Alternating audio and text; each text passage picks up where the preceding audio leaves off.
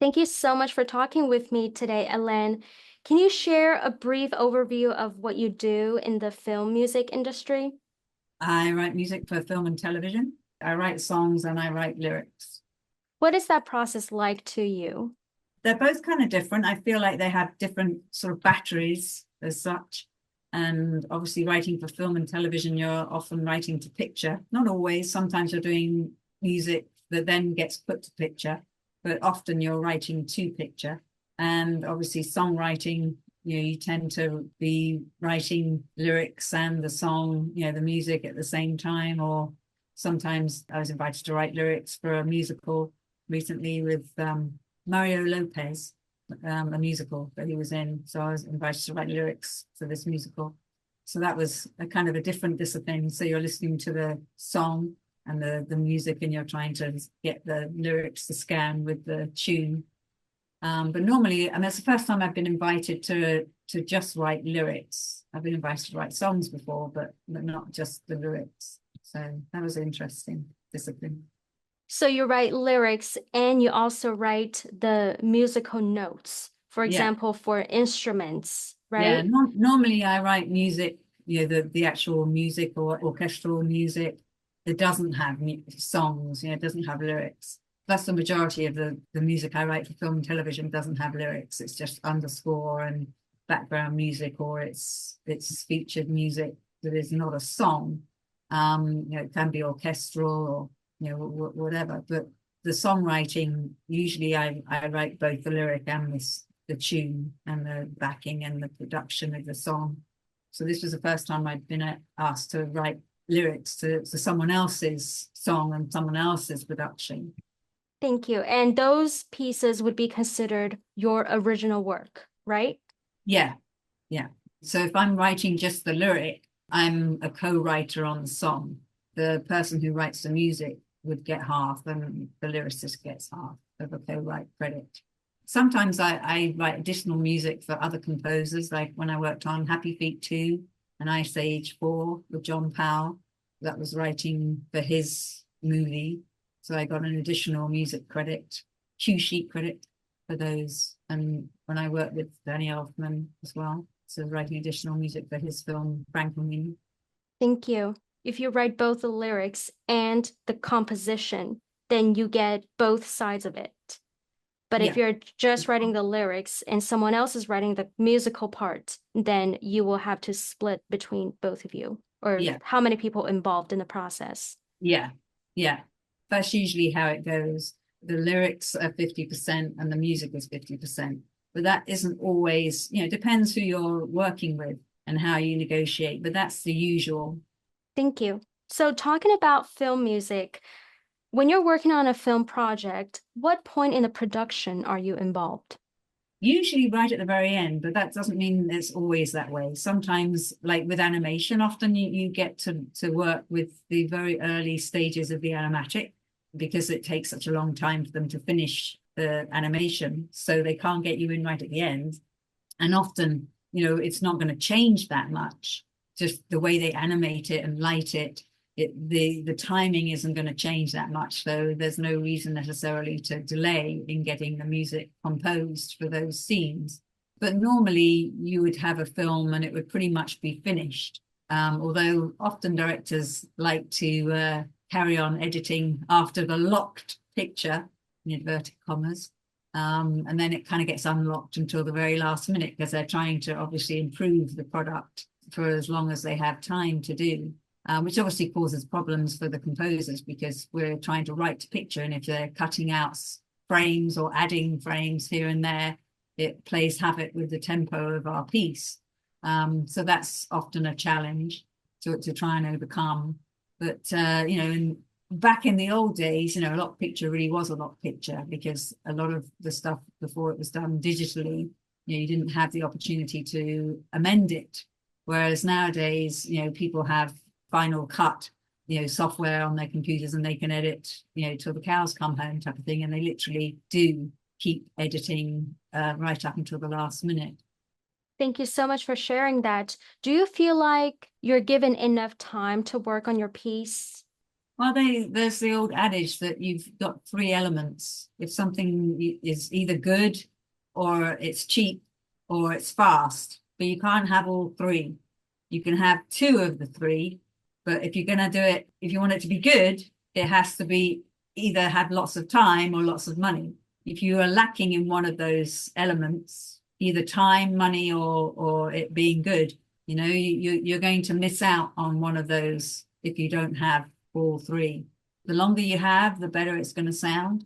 The more money you have, the better it's going to sound. So, it's always a good idea to invest time and money in the music because it's a large part of a movie or a TV show or anything. The sound, not necessarily just the music even, but the sound is a major part of any movie. And I always tell young filmmakers, you really take your time and spend your money on making it sound good because the illusion of your ears and your eyes is very powerful. When you get a really bad soundtrack that is scratchy and very difficult to hear, the whole thing just feels really cheap and nasty. Whereas if you have a luxurious sounds, either the score or just the way that the dialogue is captured, if the dialogue doesn't feel right for the room that you're looking at, it just makes it feel a bit off. And the audience doesn't necessarily understand why they're not getting into a film. And then until you point out, oh, it's because the dialogue is in a small room and that you're seeing this big cathedral type space, or, you're not hearing them going from one area to another, depending on where the camera is positioned. And those subtleties, your ear and your brain pick up. And if it feels out of sorts, it's very disturbing to your enjoyment of a film. Why do you think that is the case? Because it just feels weird. It just is unsettling for a viewer to have things, seeming unrealistic, especially if you have a soundtrack that is not balanced very well and you've got some dialogue that's very hard to hear and people are straining and then suddenly something really loud comes in and you're like, it's really discombobulating to have the sound so unpleasant. Some things are done deliberately, that can be done as an effect quite effectively. But if it's done in error, it's very jarring. I think it spoils the enjoyment of any project that you're working on if they haven't got the sound, invested money and time into the sound of a project. Thank you for sharing that. When you were talking about to have a good balance for an audience's experience where they seeing something while hearing something that matches with what they're seeing, what are the considerations that go into that process to make sure that balance is good? What makes it good? Well, it's a combination of perspective. So if the camera is showing a close-up, then often you want the dialogue to feel more intimate. Whereas if the camera is showing a wide shot or you have some music playing from another room, it has to sound like it's coming from another room. And so, there's techniques that you can use to simulate sound coming from different rooms with EQ, making things and reverb, putting them in a certain space that you want the audience to know where it's coming from. If someone's hearing something that's in the distance and it's sounding close up, or vice versa, it's close up and then it sounds like it's in the distance. Or if you're listening to dialogue that has a lot of reflections from the room, it might seem the right sort of atmosphere. But if you're having difficulty discerning what they're saying because it's got so many reflections and it's unpleasant to it makes you feel a bit uncomfortable because you can't really understand what they're saying properly. And having clarity in the audio is like having a video that's out of focus. You can't really, it's not very clear and it starts to get on your nerves after a while because you're like, I can't even see is that supposed to be what are they doing? So I think it's very important, almost more important than the visual, to be able to know what the dialogue is saying. I remember going to a movie once and hearing the soundtrack and there was something wrong with the cinema and it was so hard to hear. All the music and the dialogue was really painful. It was so the treble was way too high. There was no bass. And every time the saxophone came in, it was excruciating. I literally had to put my hands in my ears, and everyone around was like, oh, it was so unpleasant. And in the end, many people walked out, and there was nothing wrong with the visuals. It was just the sound. It's very important. Thank you so much for breaking that down for us. So you mentioned there are different layers of instruments, but there's also the visual part of the storytelling. In your position as a music composer, how do you convey a sense of feeling that you want your audience to feel through music? Like, how do you translate an emotion through the use of certain notes or certain instrument? What is that like? It's usually a question of a combination of the key that the music's in and the modality, whether it's a minor key, for example, or a chord is suspended, or you have like an ostinato going through. Those kind of things can affect how you feel about, and gives an atmosphere of either suspense, or if it's rhythmic, it can give you a sense of urgency or excitement. Or if things are in a minor key, it can often sound quite sad. So there are those elements, and obviously there's certain instruments that give you a certain feel. Like often a clarinet is quite sort of pensive sounding, and thoughtful, and if you've got some kind of steel band, it's kind of hard to make that sound really tragic. It's kind of got more of a kind of lighter feel to it. So there's instruments that definitely lend themselves to certain emotions, but sometimes you can play counter to that. I often watch movies and think to myself how wonderful it is when you have something really happy playing and there's sadness on the screen and in the story, and that can actually be very effective. So having said all that I've just said, sometimes the opposite can be true. Thank you so much for sharing that. What kind of instrument do you usually use when you compose music for movies?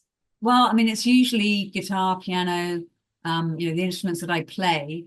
And if I'm having difficulty, coming up with an idea on one instrument, I'll go to another. And other times I'll literally just be thinking about something and not being limited by my playing ability, and just having my brain think of what I think would sound good.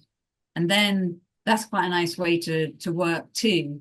My piano playing will influence what it's going to sound like, because it's what my fingers are actually being able to negotiate with the keyboard. Whereas when you just sit back and think about what should it sound like, that's very much more liberating. How do you find the difference between playing on a piano versus playing on a guitar when you make music?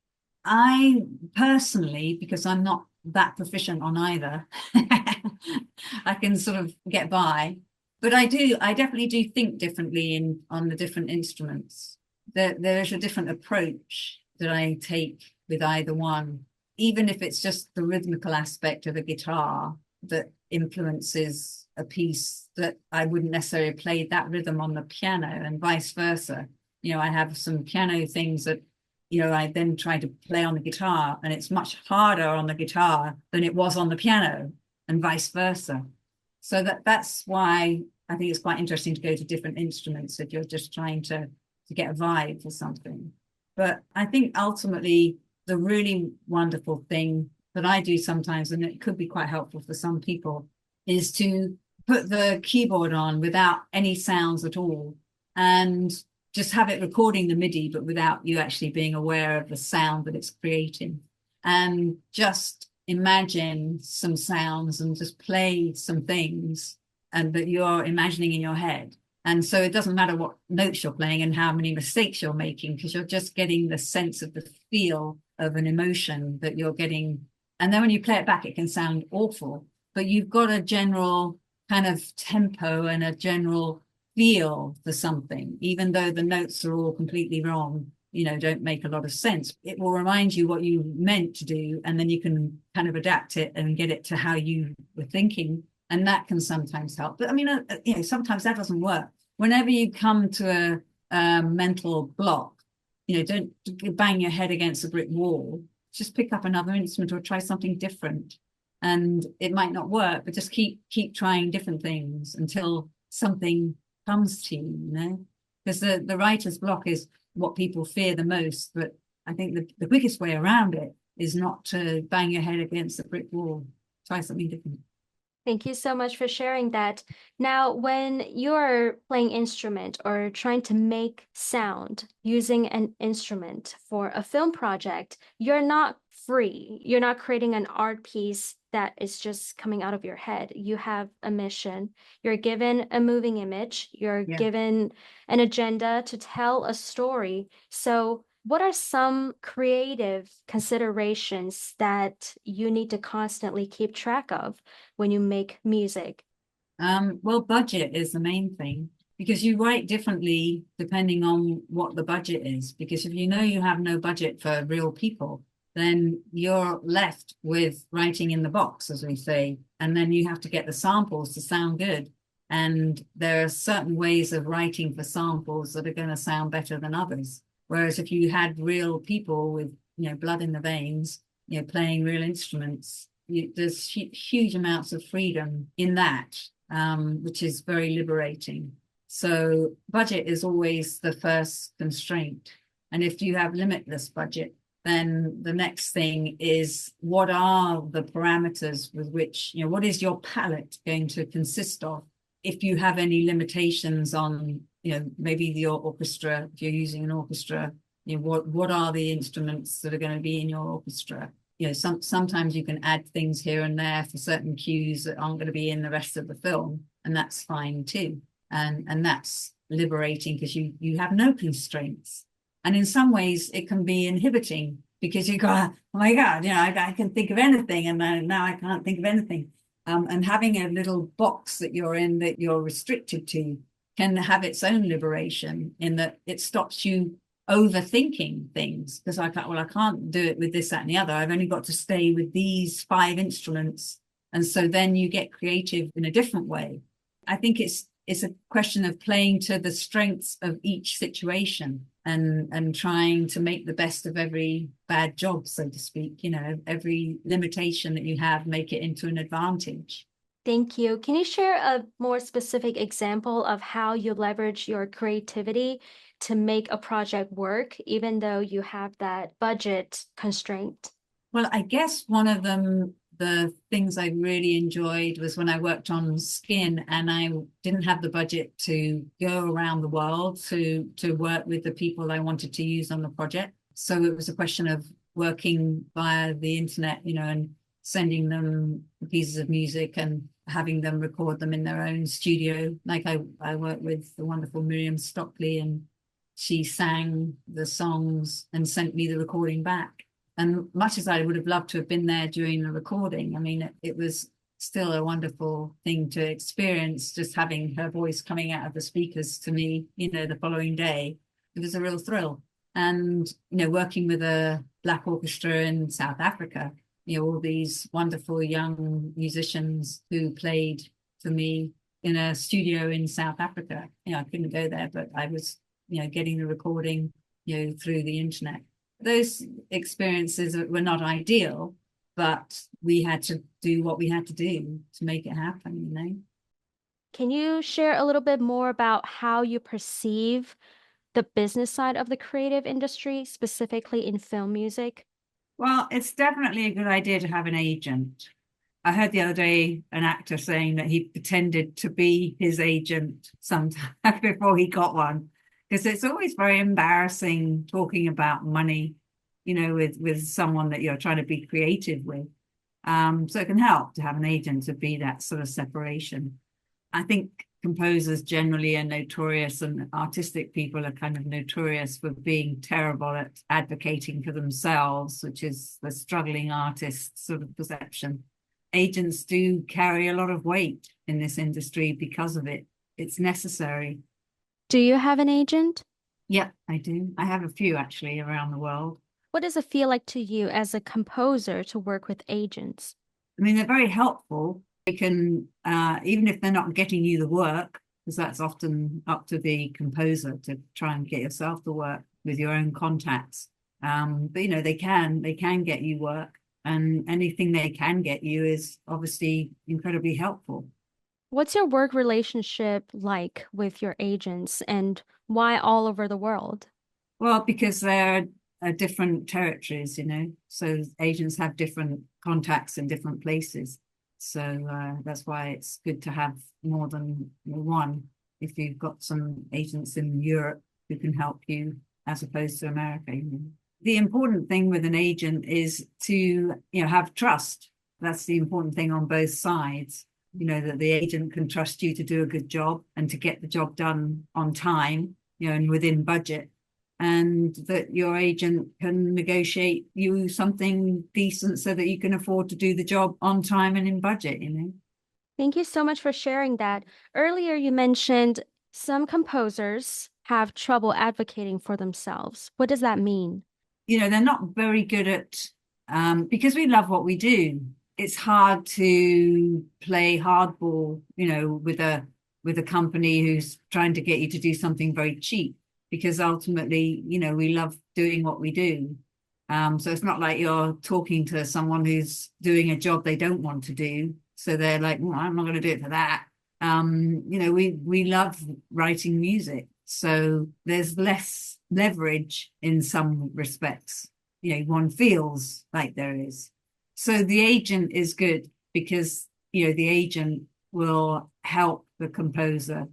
They tend to be more in the know as to what's the norm as well. Because that's the other thing. I think that's partly the demise of the industry, is that people didn't have agencies, an agent to advocate for them. And so they'd often go directly to a composer via the internet.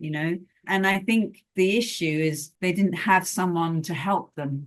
That's been my feeling about, part of the problem with the amount of money being so much lower than it used to be. I mean, yes, obviously you've got the internet and you've got the competition, but I think that's always been there to a degree. And I think the agents used to be a lot more the gatekeeper. Before the internet, you couldn't really reach a composer without going through their agent. Whereas now you've got so much social media, they're accessible, without having to go through that barrier, so to speak. And I think that they were useful in the past because of that they were able to negotiate more effectively, because companies couldn't get to the composer without the agent. Obviously, there's many factors involved in the changes over the last 20 to 40 years. I mean, it's not just that. But I think that has the lack of education as well, with a lot of the composers coming into the industry, not understanding their rights, whereas obviously an agent understands the rights very well. So I think a lot of the new up and coming composers who didn't feel the need to get an agent, or were just, oh, look at me, I'm on the internet and I've got a website and I've got, people can get to me and my music can get out into the world. They didn't necessarily understand the value of their work. I think that's been an issue with a lot of the creators nowadays. There isn't really an alternative to Spotify and, streaming services that pay so little. I hope one day that there will be a way of people being able to support artists, especially up and coming artists, in a way that is more sustainable than a streaming service like Spotify that pays 0.006 cents per play, as opposed to, a record costing $30. The difference to the industry has been staggering. Thank you so much for clarifying that. Do you know if there's any union or association that advocates for music composers? We're not allowed to unionize. I mean, allowed. I mean, these are man-made rules. As Cesar Chavez would say about the farmers' union when they didn't let the farmers unionize. Man-made laws can be, changed by man. I mean, mankind when I say man. But it has been an issue for the last, 60 odd years, that when the SDL was established, it was primarily established to try and help advocate for composers to sustain their level of income with the studios. There's been a couple of occasions where we've tried to unionize in some form or another. We haven't succeeded for various reasons. that is an interesting subject. It's a bit like saying, is the minimum wage going to affect the workforce? Will it stop people being able to charge more? Because in some ways it's bringing up the lower part of it, but is it capping the upper level? I don't necessarily think that would be the case. I think someone like John Powell, John Williams, all these big composers would not be affected by a minimum wage because they just wouldn't do it for that. But there, as I say, it would protect, I feel, a lot of the young composers who are basically being asked to work for free. And that, I think, is unfair to the young composers. By all means, give them a chance, but why shouldn't they be paid? And why have we got into a situation where there's no money for composers? I mean, they pay the caterers, they pay the actors often, but the musicians often get the rough end of the wedge. There's nothing left by the time it gets to the composer, and that's become a norm and almost an acceptable norm. And to me, it's not fair at all. Do you know why that would be the case for music in a production? I think partly because actors have a union, and I felt for many years that a lot of the arguments that people use as to why musicians should work for free hold true for actors too. But yet the actors have managed to carve out some decent norm for their pay and an acceptable or unacceptable things. They're not going to allow their acting community to be taken advantage of in that way. And so there are some minimums that are set and some precedents. And for some reason, the musicians haven't managed to get their act together to form a similar alliance. The argument is the same. Well, everybody wants to write music for film. Well, yeah, everyone wants to be an actor as well, They're fun jobs to do. So I don't hold that argument up as a reason why, because I mean, many jobs people enjoy doing. But just because someone has a job that they enjoy doing, it doesn't mean to say you should get them to do it for free. If you have a product like a film and you're paying everybody but the musicians, how is that fair? And music is such a crucial component to a project. Yeah, I mean, arguably, people could argue that it's half of the thing is a sound. It's become a norm, which is really, really sad that people say, well, it's going to give you exposure, and practice. And we say, well, we're dying of exposure. It doesn't pay the bills. It doesn't put food on the table. The many people have tried to take a stand to try and prevent it. But I think we do have to have some kind of union, and we do have to learn from the acting community as to how they've managed to, and we have AI coming along, which is weakening all of our cases, and that's a big pressure on all of our creative communities. If you have an artificial intelligence that is basically a big hopper for every kind of talent that, and creative talent in the world, and you're just going to put it in the hopper and churn out stuff based on what's gone before, then we're all out of a job. And that's not a good thing for society. Maybe we'll have to have, a universal income so that people are sustained in their day-to-day living, roof over their head and food to eat and clothes to wear.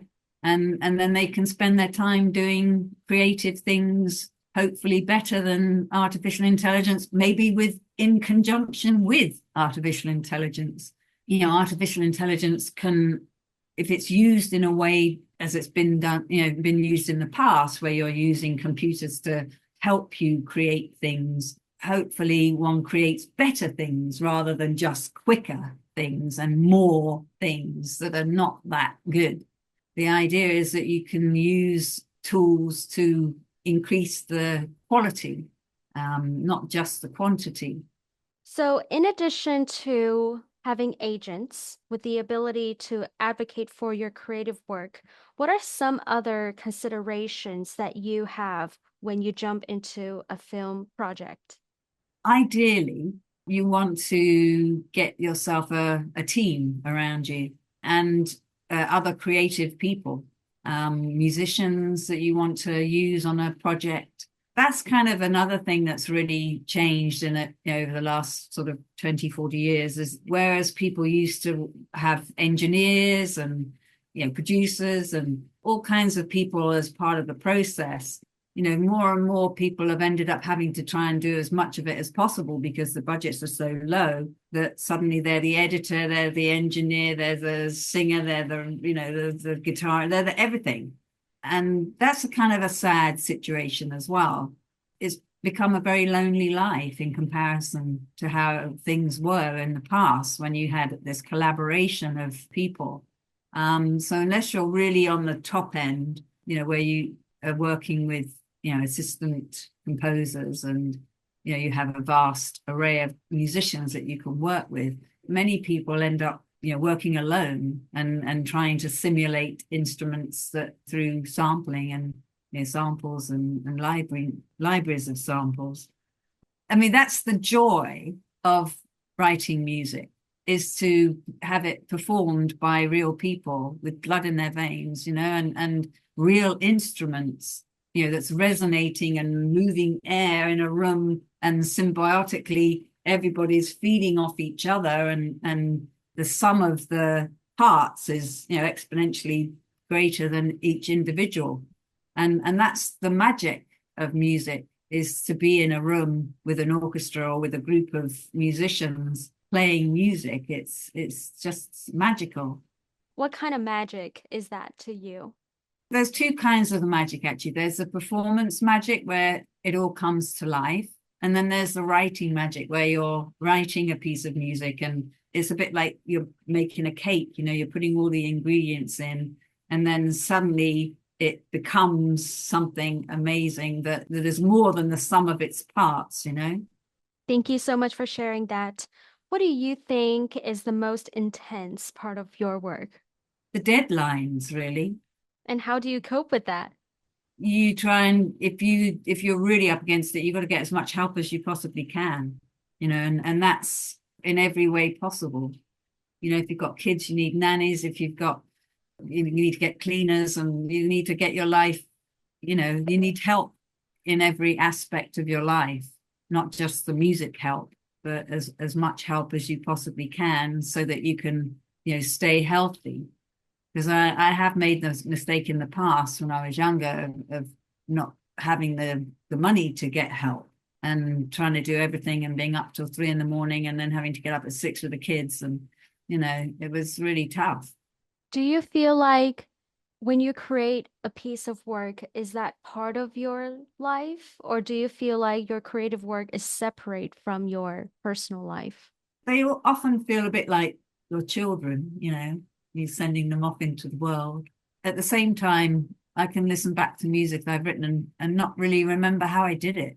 So In in a a good strange way? way, well, I don't know.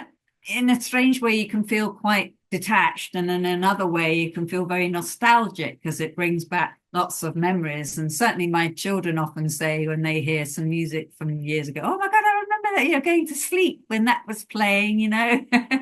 So That is really sweet. yeah. Yeah, songs and music in general really do bring back my memories as Oh well. yeah, it's like a time machine. It can really take you right back to how you felt, you know, what you were feeling at a time when that was playing. Yeah, no, for sure.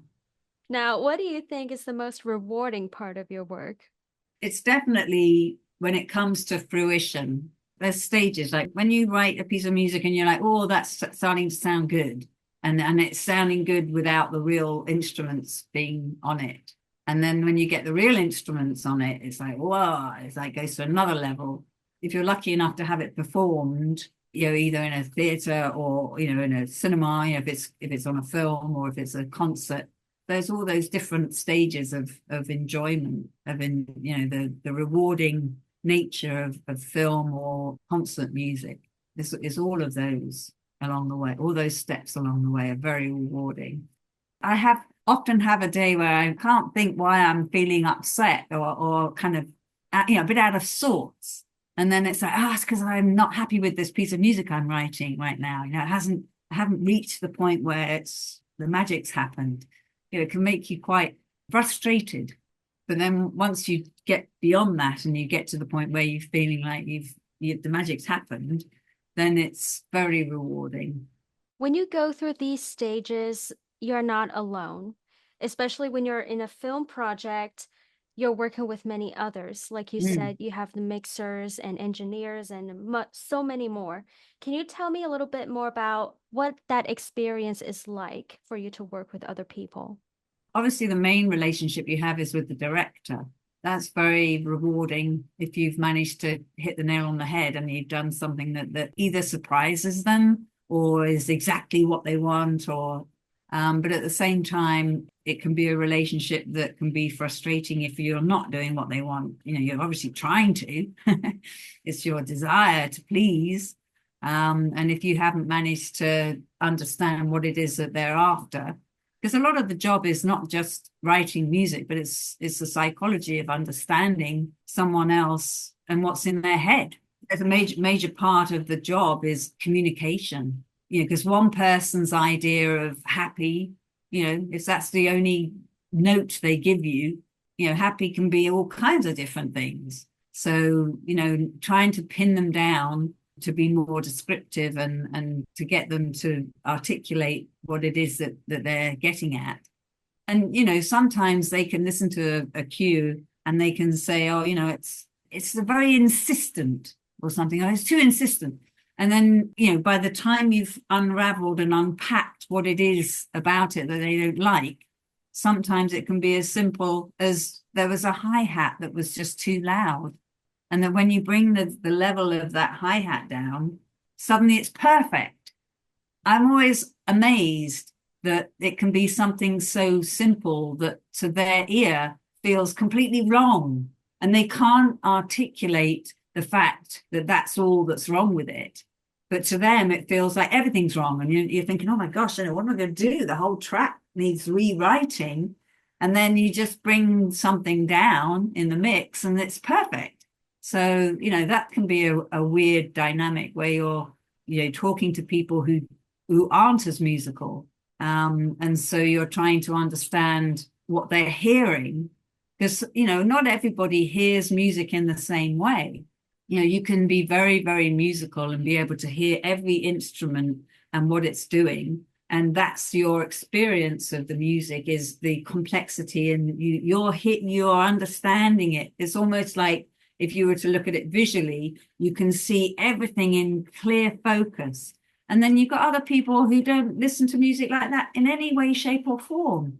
They have this very murky image that just gives them almost colors, and you know, like there's no shape, there's no distinction between instruments. There's just they just get a feeling from the music.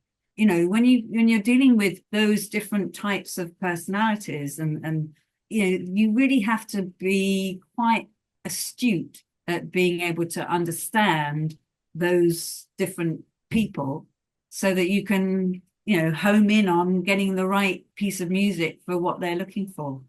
Do you have a strategy to try to pin down what the director wants for a film project?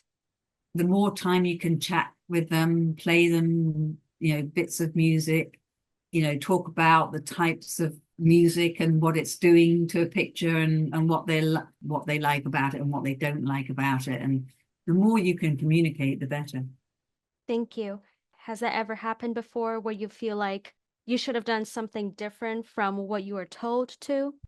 Yeah, oh, definitely. And there have been times when they're like, you know, let's stop the music here. I think it's going to carry the scene. You know, the scene doesn't need any music here. And then you do a little bit extra and just see whether they like it. And then they often do. You know, oh, you're right. It did need that. And then other times you're thought, you know, I wonder if it would work better if this, and you do another version and they prefer the new version, you know, your new idea. Or you do a cue, they haven't really got an idea what they want. They just say, oh, you know, see what you come up with. They can say, you know, oh my God, I never even thought of that. That's amazing. Or they can be like, yeah, it's not really quite right, but I don't know what it is until I hear it. So that's quite often frustrating for a composer, you know. How do you negotiate that? you just have to take the view that, oh, okay, I'll get another opportunity to write something. Take it A lot of it positively. is attitude. If you take the attitude, oh God, I don't want to have to do it again. Or, it's better to take the attitude of, yay, I get the chance to write another piece of music. Thank you for sharing that. So, originally, what makes you start making music? Well, apparently when I was little, my mum said I waddled up to the television and was just like, want one, and pointed at these people playing instruments. In particular, it was a guitar, I think. But I think I was interested in the drums as well. But my mum wouldn't let me play the drums, too noisy. I wouldn't say learnt to play the drums, but I love to play the drums whenever I get the chance. How did you get into making music for film?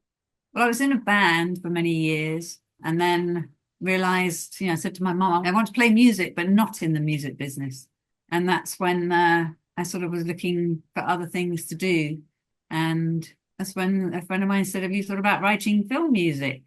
And I thought, well, and in fact, it's funny, I hadn't really ever thought about how much music there is on television. I always thought music was all just really about, pop music.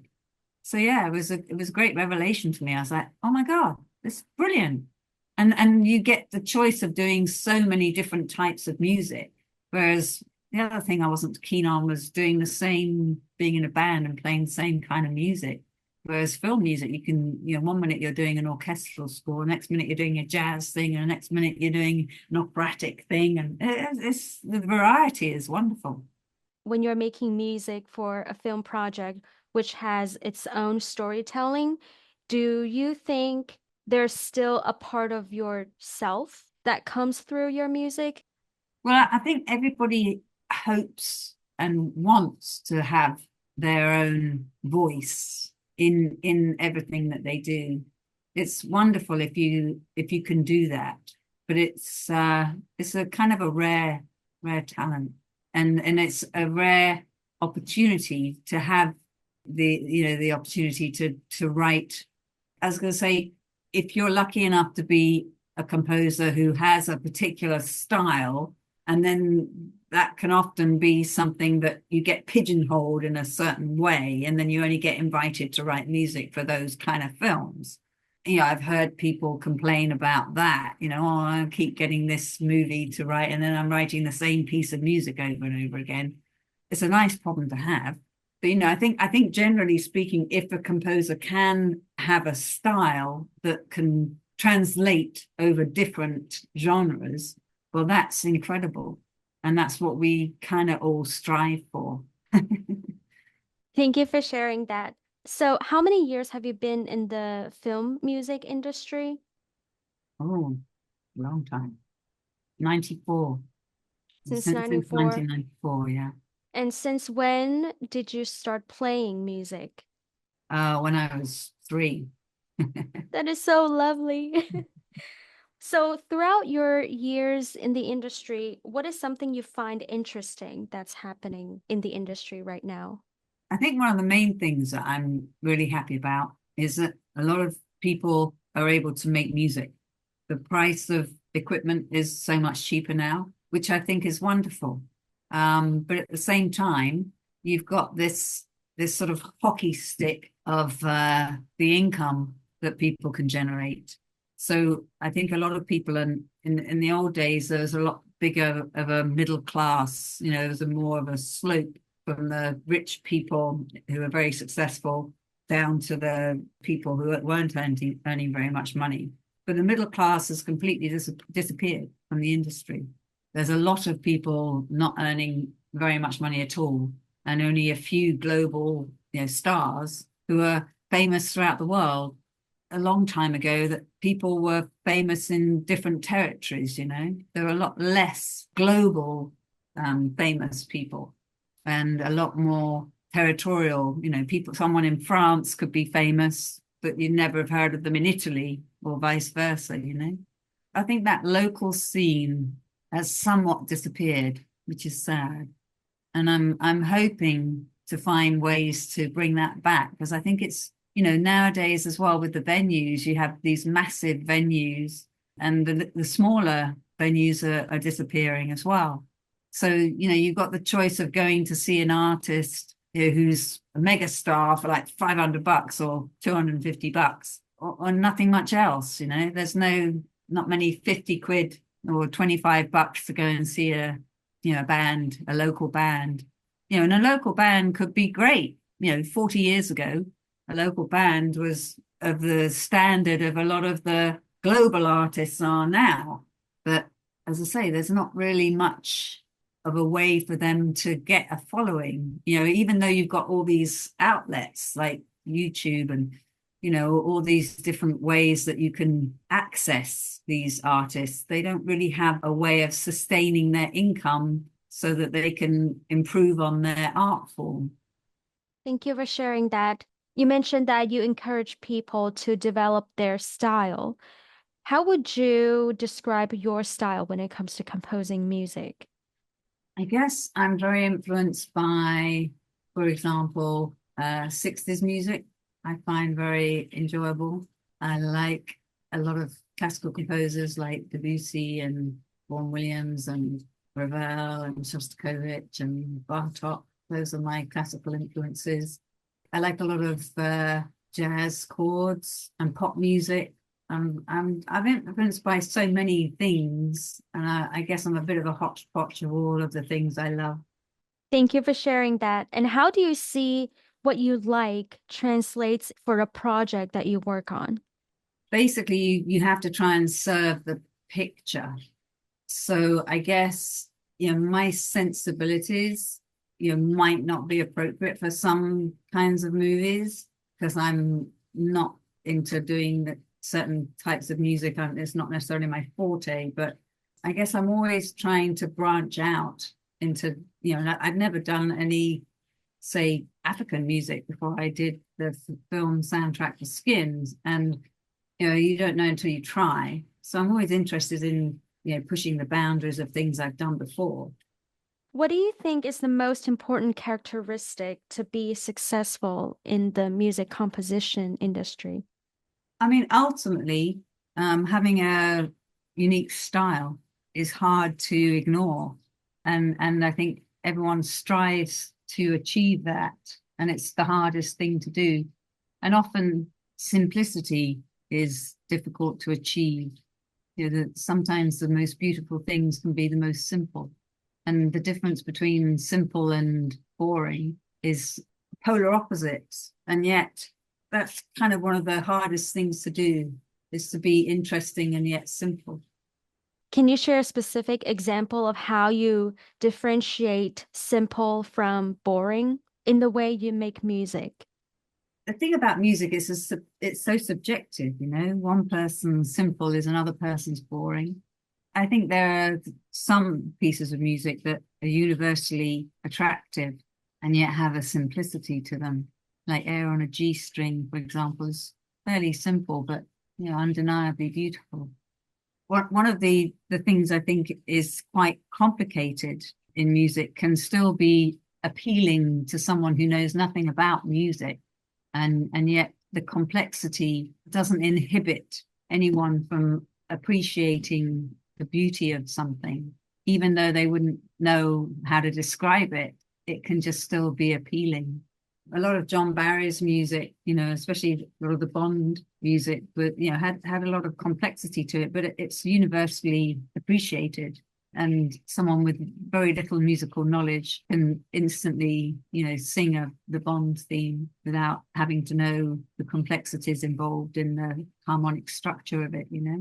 I'm so glad you mentioned that because when I first got into music, I didn't have enough background knowledge or any theoretical knowledge about music, but I learned instruments and I learned to appreciate music. And it turned out I like music so much that I'm interested in learning more about it, whether it's from a theoretical side or from a business perspective. So Mm-hmm. to me, music opens up doors for me. Yeah, right. Complexity of the business side of it, though, is why I think a lot of composers and songwriters really need to have, be educated about how to make money from their music. I mean, it's a very hard thing to be enthusiastic about being an artist. It's the last thing you really care about, but it's probably one of the most important things. Thank you. Lastly, is there anything you would like to add to our conversation today? I would just like to hope that I can encourage people to be creative because there's so much of a reward, personally. It's one of the best therapies you can have to be creative. And I think it occupies the mind and the soul, and there's no substitute for creativity. And I think the more we can encourage people to create and co-create, be collaborative with other races and other societies, I think it's a good way to bring people together. Thank you so much for talking with me today, Hélène.